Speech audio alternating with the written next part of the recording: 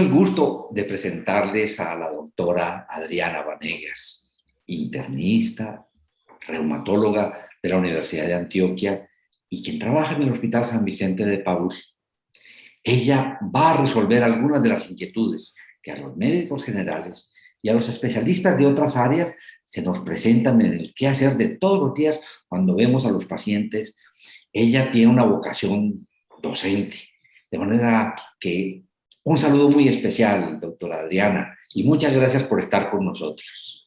Buenos días, profesor Carlos José. Es un placer para mí, un honor que usted me haya invitado a este espacio y de verdad que desde lo que yo pueda aportar para que el médico en su práctica clínica, el médico no reumatólogo, aprenda un poco más o entienda y que esto se pueda hacer un poco más fácil, que de verdad vean que no es algo muy alejado, que perfectamente van a ser capaces de interpretar situaciones, de cómo abordar a los pacientes, de cómo interpretar algunas pruebas diagnósticas para que su práctica clínica desde el punto de vista reumatológica o de esos motivos de consulta le puedan ayudar bastante a esos pacientes que los buscan. Muchas gracias y bienvenida. Mira, una de mis pacientes de 54 años que viene siendo controlada por hipertensión arterial, por unas molestias articulares interfalángicas proximales, un colega le pidió unos anticuerpos antinucleares y ella trae el resultado que indica positivos 1/80. A ver, ¿qué hago yo con esa paciente? Muy bien, profe. Bueno, ese es un escenario muy frecuente realmente, que pues algunos pacientes en otras consultas empiezan a manifestar algunas quejas osteomusculares y a veces pues lo más importante, como todo en medicina, es una excelente historia clínica con un minucioso examen físico. En la historia clínica tenemos que ahondar, independientemente de ese resultado de los exámenes en esa paciente, si esas molestias de esas articulaciones son mecánicas o inflamatorias, es decir, si ese dolor se presenta más en reposo o da una rigidez o dificultad para iniciar los movimientos después de un reposo prolongado, si se acompaña o no de signos inflamatorios como edema, calor y dificultad funcional, o por el contrario, si esos dolores y esas artralgias son de tipo mecánicas, que se presentan mucho más con el movimiento o empeoran con las actividades cuando esas articulaciones están en uso, mejoran con el reposo y no se acompañan de rigidez, porque eso va a ser fundamental para la interpretación. Primero, para definir qué exámenes se le van a mandar y segundo, para la interpretación. Y más si al examen físico no se encuentra ningún signo de artritis como tal, no hay calor, no hay derrame articular, no hay edema articular y solamente se encuentra el dolor. Entonces, en ese escenario, si esa paciente tuvo un dolor inflamatorio, pues hay que mirarlo en el escenario de que de pronto sí puede ser un dolor de alguna enfermedad de estas articulares. También una revisión por sistemas muy exhaustiva pensando en manifestaciones extraarticulares, en mucosas, en piel, en orina, en otros órganos, para tratar de evaluar la probabilidad pretest o antes de uno definir si ese examen va a tener una validez en esa paciente. Porque si ese examen que usted me está contando, que son los anticuerpos antinucleares, pues claramente todos lo relacionamos al principio e inicialmente con lupus eritematoso sistémico. Sin embargo, puede estar presente en muchas otras enfermedades, autoinmunes o no autoinmunes. Entonces, partir del examen nos va a enredar mucho. Ya cuando usted tenga claro si el escenario clínico de esa paciente hace posible que usted pueda tener una artropatía inflamatoria, pensando en cómo va a interpretar esos ANAS, entonces usted va y mira el resultado del examen. Entonces le van a informar, como usted bien lo dice, profe, 1/80, entonces esa es una dilución que van haciendo entre la muestra del paciente, el reactivo, y eso lo miran en un microscopio con inmunofluorescencia y van viendo, aplicando, mientras lo van diluyendo, hasta qué momento siguen viendo esa positividad en esas células que están evaluando del suero del paciente que se pegaron los anticuerpos. Entonces, hasta donde lo vea la persona que lo lee, va a decir, listo, hasta aquí. Entonces, 1/80 es la dilución más bajita que hay. es la más bajita. Usted le pueden reportar uno en 80, uno en 160, uno en 320 y de ahí en adelante múltiplos de esto hasta donde terminen de verlo. Entonces, para interpretar los anticuerpos antinucleares hay que mirar esa dilución. A mayor dilución se da una mayor importancia del examen, dependiendo de la clínica siempre. Entonces, 1 en 80 consideramos que son títulos bajos. Lo siguiente que hay que mirar es el patrón. Entonces, siempre seguido a esa dilución le van a informar a uno patrón homogéneo, moteado, centromérico, nucleolar, y entre paréntesis le van a poner unas letras y un número, AC1, AC2, AC3, ya esto va como en AC19, es una clasificación que homogeneizó la interpretación de los ANAS y que lo podemos encontrar muy fácilmente en internet en una página que se llama anapatterns.org, que se la recomiendo porque uno ahí puede buscar lo que le están reportando y sale muy clarito con qué enfermedades se puede relacionar. Entonces usted tiene esos ANAS en una dilución bajita y mira el patrón. Entonces hay patrones que, así sean muy bajitas las diluciones, siempre tiene que descartar una enfermedad. En cambio hay otros patrones que son más inespecíficos, como por ejemplo moteado. Entonces el escenario más frecuente es que sea un paciente en controles de alguna enfermedad crónica que se queja, por ejemplo, su paciente mujer de 54 años, hipertensa, en dolor en articulaciones proximales, que digamos que sea mecánico, que le duele cuando hace los oficios, que escurre la trapeadora y le duele. Entonces alguien pues le manda los ANAS, que de pronto pues pensó que pudiera ser otro tipo de dolor y salen 1 en 80 patrón moteado. Usted revisa a la paciente, le hace su revisión por sistemas, no tiene absolutamente ningún otro órgano que usted piense que esté afectado desde el punto de vista inflamatorio. Esos ANAS se interpretarían como negativos. ¿Por qué? Porque dentro del contexto clínico no tenemos una sospecha que nos fundamente una enfermedad que curse con ANAS positivos. Además que los falsos positivos de los ANAS, a medida que la población va aumentando de edad, se va haciendo cada vez un porcentaje mayor. Entonces, uno puede tener en pacientes jóvenes 3%, hasta el 3% de ANAS positivos, pero en pacientes ya a medida que va aumentando en décadas de la vida puede llegar a ser tan alto como hasta un 35-40% de ANAS positivos no patológicos.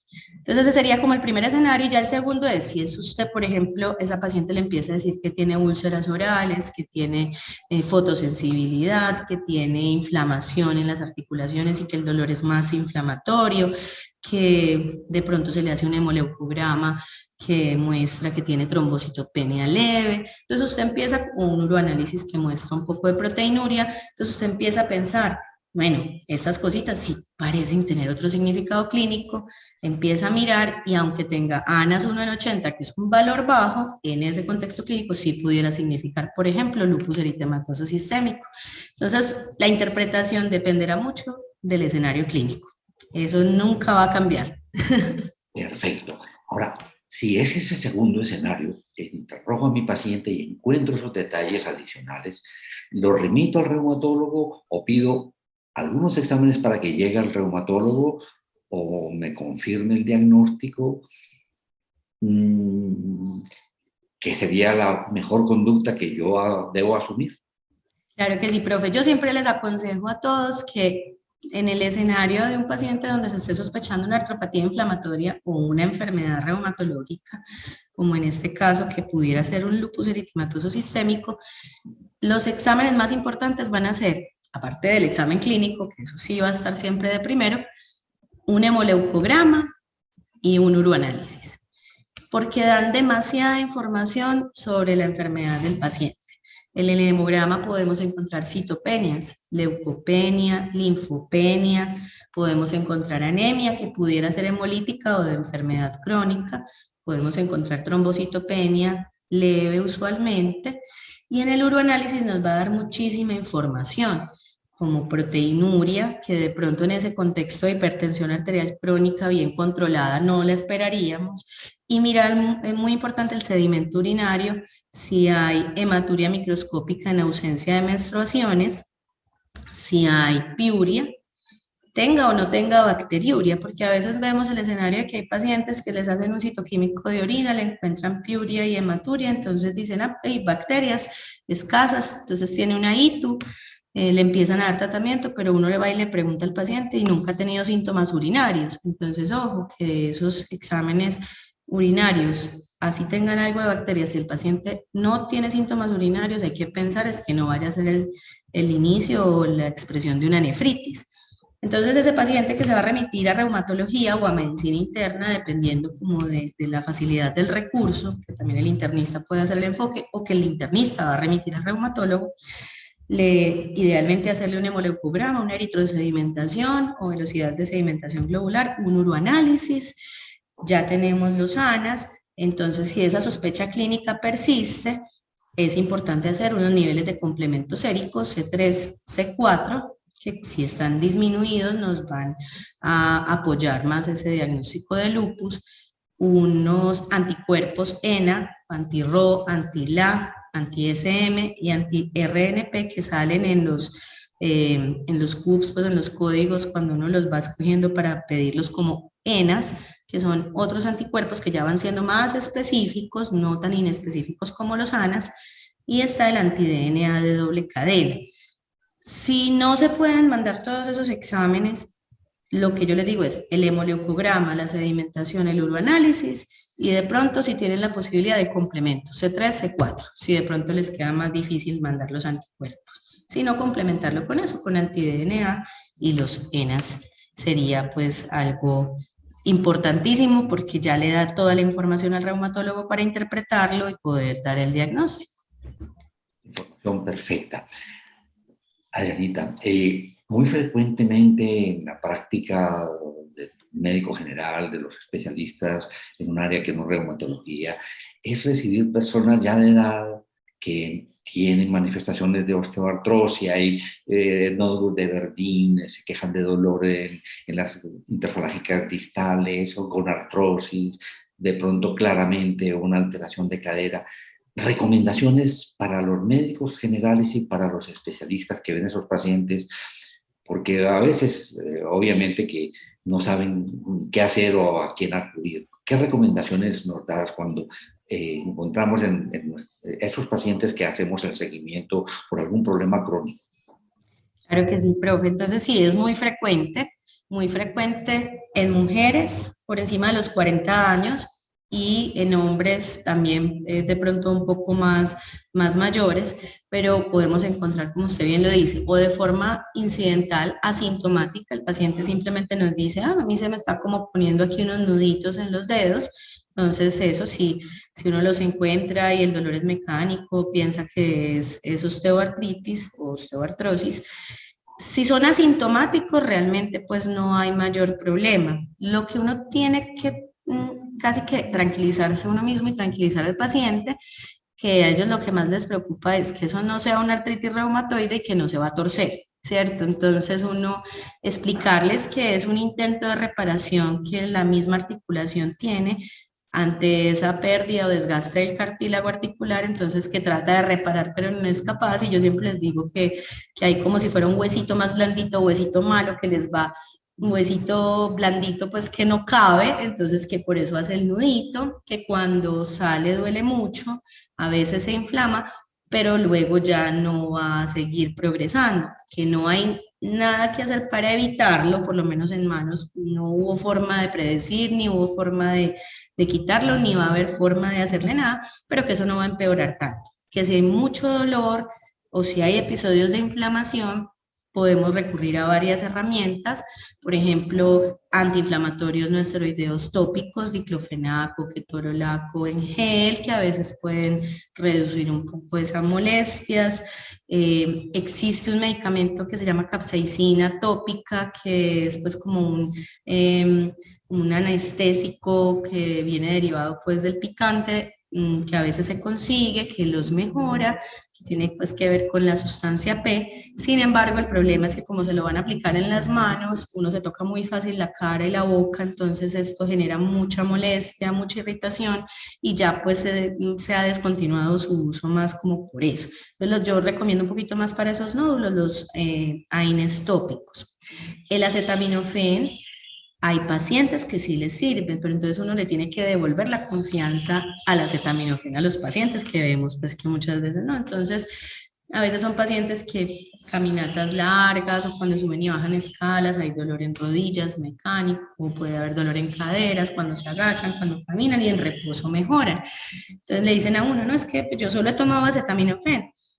¿Cómo le va con el acetaminofén? No, pues cuando me lo tomo me mejora el dolor, pero pues al tiempo vuelve y me da, si yo vuelvo a caminar, claro, eso es esperable.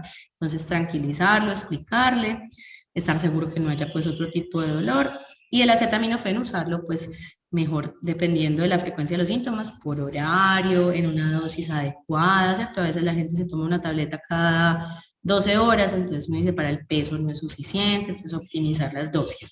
Idealmente, el mejor tratamiento para la osteoartritis serían los AINES. Sin embargo, pues en esos pacientes, dependiendo de la edad y de las comorbilidades, vemos muy limitado su uso. Entonces tenemos que evaluar el riesgo, uno de sangrado gastrointestinal y dos, pues cardiovascular. Entonces, si pudiéramos usar AINES crónicamente en estos pacientes, les mejoraría muchísimo los síntomas, pero sabemos que no lo podemos hacer. Entonces, a veces lo que hacemos es mirar el perfil de seguridad de los AINES. Todos los médicos, en el escenario donde estemos, alguna vez vamos a tener que usar AINES, entonces tenemos que estudiar juiciosos los AINES. Entonces, saber que existen unos que son, por ejemplo, el naproxeno, que tal vez va a ser el que mejor perfil de seguridad cardiovascular tenga, pero va a ser el que más riesgo, pues uno de los que más riesgo puede tener de gastrointestinal, de pronto elevación de enzimas hepáticas y elevación de azoados, mientras que los COX-2, como celecoxib, etoricoxib, pueden tener un mejor perfil de seguridad gastrointestinal, pero cardiovascular, no ser tan seguros. Entonces, va a tener ahí pues como esa disyuntiva, ¿cierto? Entonces hay unas guías donde uno puede ir a mirar el perfil de riesgo de cada paciente y utilizarlos de forma intermitente si de pronto ve la necesidad. Es decir, un ciclo corto de 5 días que mejore como esa crisis dolorosa que le dio a ese paciente y ya está. Si no, usar el analgésico, el reposo. Normalmente esos pacientes no se tendrían que remitir como a ningún especialista. Si un médico en cuidado primario es juicioso, en todos estos cursos que da la universidad hay guías colombianas, hay guías de varias sociedades donde pueden haber osteoartritis en mano, osteoartritis de rodilla, y uno puede mirar y está pues perfectamente capacitado de manejarlos. Hay que hacer muy buena rehabilitación física de esos pacientes, sobre todo en rodillas, y eso se nos olvida con frecuencia, porque si no hay un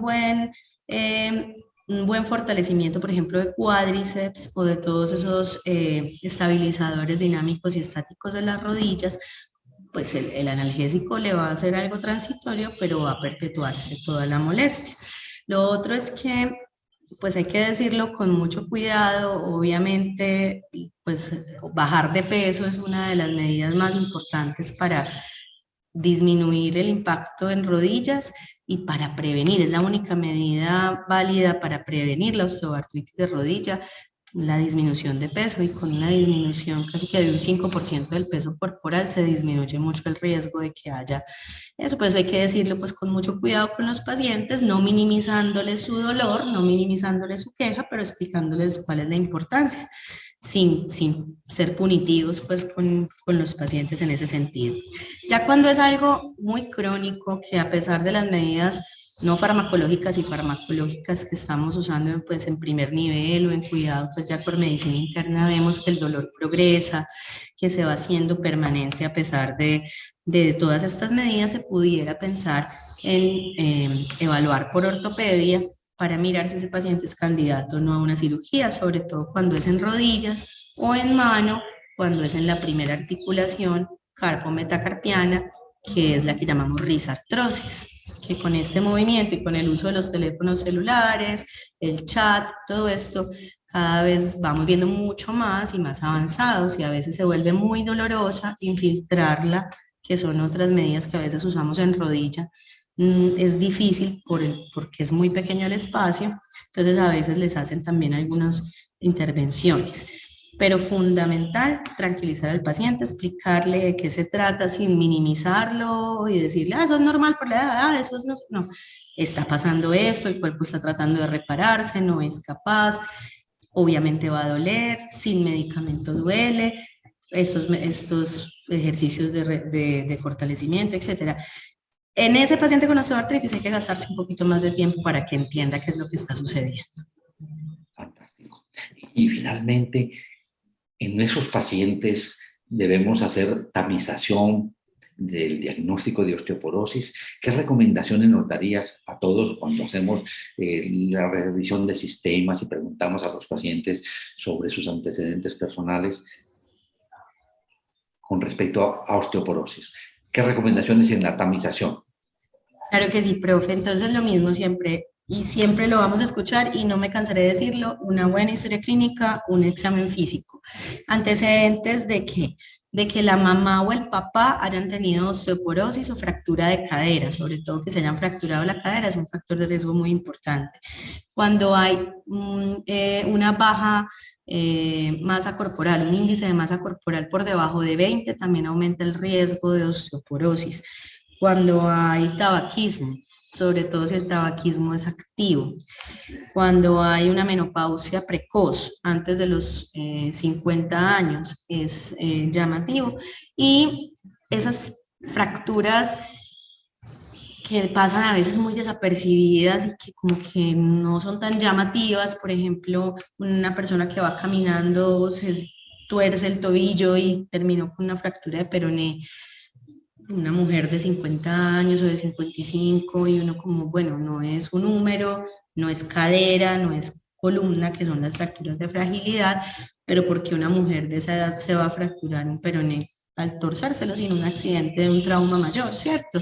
Entonces, como interrogarnos, lo mismo una fractura de radio distal en una persona que no sea niño, eso no es normal. Los niños sí se fracturan la muñeca fácilmente por todos sus actividades y impactos, pero una persona adulta no tiene por qué fracturarse la muñeca con una caída de su altura, ¿cierto? Entonces son pistas pues que nos van haciendo pensar en eso. Uno tiene que interrogar el consumo de alimentos ricos en calcio, que no son solamente los lácteos, y para esto hay muchas calculadoras en internet que son fáciles de aplicar, donde uno puede mirar qué porciones se toman a la semana entre ciertas vegetales, ciertas verduras, ciertas frutas, los lácteos, los derivados, etcétera, para mirar si hay un adecuado aporte de calcio. Esas serían pues como las cositas a preguntarle. Pues obviamente hay factores de riesgo como antecedentes de neoplasias, antecedentes de radioterapia o quimioterapia, uso de anticoagulantes, el uso crónico de anticoagulantes, el uso crónico de anticonvulsivantes, también aumenta el riesgo, y obviamente el uso crónico de glucocorticoides, pues que puede llevar a una osteoporosis inducida por glucocorticoides, que puede ser en pacientes más jóvenes. Entonces, dependiendo de esos factores de riesgo, existen unas indicaciones para cuándo hacer o no una densitometría ósea. Si usted tiene identificados estos factores de riesgo, probablemente va a pedir la densitometría ósea antes del tiempo recomendado para la población sin esos factores, que es en mujeres posmenopáusicas de 65 años o más.